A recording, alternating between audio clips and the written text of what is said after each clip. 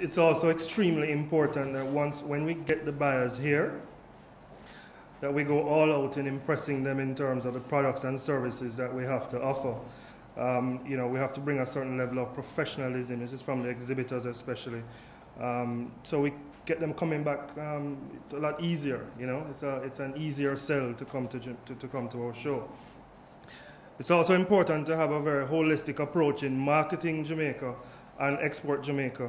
Will not only positively influence the goods and services industry, but Jamaica's overall competitiveness.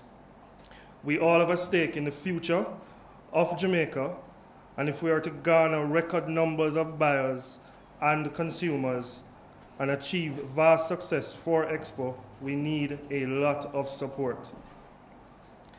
We will now share some video endorsements from the Right Honourable Ardani Williams, Mr. Nikada Henderson, and Simone Forbes, the captain of the Jamaican netball team. Can you get the lights down? Step to the... Thank you very much, Mr. Chairman. President of the JMA, Mr. Omar Zan, Permanent Secretary Reginald Bodan, Mr. Evans of the JEA, other very distinguished ladies and gentlemen. As usual, it's always a pleasure for me to be here. And it's a particular pleasure this morning because I see so many new faces. And quite frankly, that's the way to go. You have to introduce into the mix new personalities with a new set of objectives. There's no question about it that we're going through difficult times, as the JMA president has pointed out. And it is to our lot that we have been assigned the responsibility of piloting the process of development in the country in terms of business promotion and the expansion of our economy. It is the Ministry of Industry, Investment and Commerce that has all of the elements that make up the business community in the country. We take this challenge very seriously.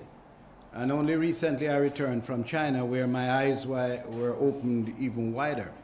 Although I'd been there in 1994, I had no idea the journey they had traveled and the successes that had attended them. And in my discussions, something occurred to me. I was Minister of State in the Ministry of Industry and Commerce in the 80s. And on that score, I'd like to extend my condolences to the family of Anthony Williams, who passed on. He was a JMA president at the time when I was there, among those who were presidents during that period of the 80s. But what is clear is that China, where we are today in manufacturing, is perhaps where the Chinese were 30 years ago, in that they started by creating an environment in which they could perfect the art of manufacturing goods at the most competitive prices and at the highest quality. But they were not the innovators. They were simply serving as the factories of the world. And indeed, they have become that. But what they indicated to me, and I grasped readily, was the notion that at the moment, 40% of all the goods manufactured in China comes through their own innovation. Their objective is to move that, I expect, to about 80% in the not too distant future. But I recalled when in the 80s we used to say that we are not interested in screwdriver type industries. We want industries that were engaged in substantial transformation of raw materials into finished products. Well, the world has changed. That world is no longer the world of today, because today vehicles, other equipments, other items are manufactured sometimes in 5 different countries. The parts come from a variety of destinations. So what I sought to do in my discussions with them there is to try to partner with them, invite them to be our partners, our big brothers, in allowing us to assemble some of the goods that they manufacture, light manufacturing, where we could have sufficient transformation to qualify for duty concessions, especially in the CARICOM and EU, under the EPA and so forth, so that we could then start the process of developing the culture and the attitude at the workplace that would lay a foundation for our own domestic industries. Because quite frankly, we have not really laid a solid enough foundation for our domestic industries that were innovated locally. And so that is why I welcome the notion that next year we will see the expanded role of the scientific research department of our ministry, where ODIA is going to have greater responsibility to drive this question of innovation. But innovation for itself alone isn't good enough. It requires the support and cooperation of the manufacturing sector. Those entrepreneurs who have the courage to start from scratch, who will see a good idea and go in and partner with her or purchase the product, purchase the innovation, and put behind it the appropriate marketing that will see that product grow and develop. Because in the final analysis, that's where you're going to get your greatest value added. There are some who speak about manufacturing in glowing terms of the past. Well, the past is the past.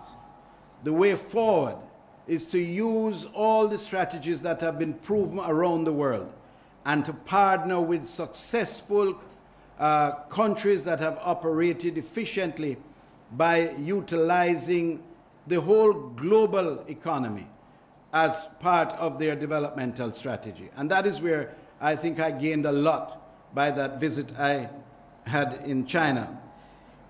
We need to develop a brand. I notice where every time I go to an organization that is promoting something, I see a new brand. I see a new design. I see a new approach. Bureau of Standards has one. I dare say the Scientific Research Council probably has one. JMA certainly has one, two, or three. The JEA has one. JEA, everywhere I go. Small Business Association have another one. What we need to do is we need to decide on a single brand that will be brand Jamaica, so that when it is seen, it is instantly recognized as a brand that reflects quality and reflects the attitude, culture, and very basic characteristics of Jamaica. And finally, in all of what we say and in all the promotion and the support which we give as a government, and indeed as I do here today for the success of this particular expo, unless we tackle the question of those features that are impediments to growth and development in the manufacturing sector, no amount of branding, no amount of entrepreneurship will ever be sufficient to overcome the strangulating hold that bureaucracy has on our businesses across the length and breadth of this country. Eric Williams once said,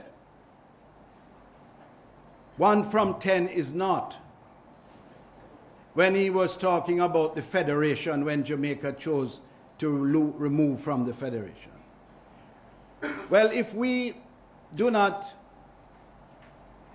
not careful as we approach the need to put in place regulatory mechanisms that will lead to the collection of taxes, we must always be mindful that